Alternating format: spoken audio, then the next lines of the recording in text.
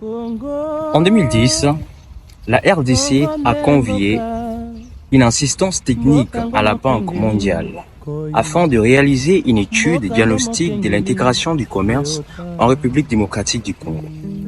Pourquoi le commerce est en décroissance en République démocratique du Congo? Afin de comprendre cette étude, nous allons procéder par une étude diagnostique de l'intégration du commerce que la Banque mondiale a effectuée. Le commerce est l'activité d'achat et de revente de biens ou de services dont l'objectif est d'obtenir un profit lors de la revente.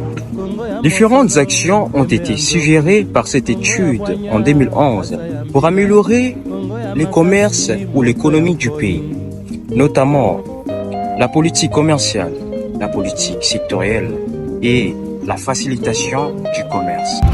En raison des contraintes auxquelles le gouvernement fait face depuis les dernières décennies, le bilan de la mise en œuvre de toutes les prérogatives n'a pas abouti, notamment l'insécurité et la faiblesse de l'engagement politique dans le contexte de l'instabilité intérieure dans l'Est du pays et les capacités restreintes de l'engagement politique.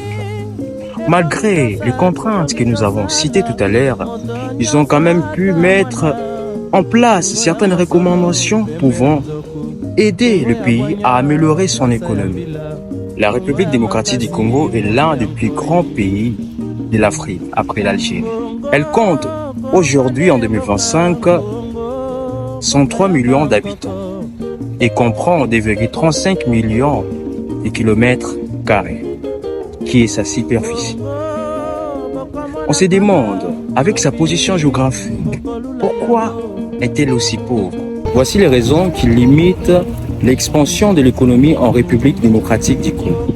Il y a une faible capacité de l'offre exploratrice, c'est-à-dire une limitation de la demande intérieure due à une grande pauvreté et aussi la faiblesse de l'engagement politique, l'insécurité, la santé, une insuffisance des infrastructures favorables à une production compétitive.